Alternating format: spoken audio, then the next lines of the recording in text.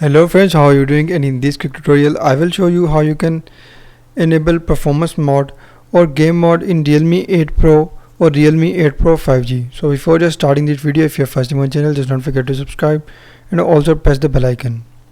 So to turn on performance or game mode in Realme 8 Pro or 8 Pro 5G, first of all simply you just need to open settings.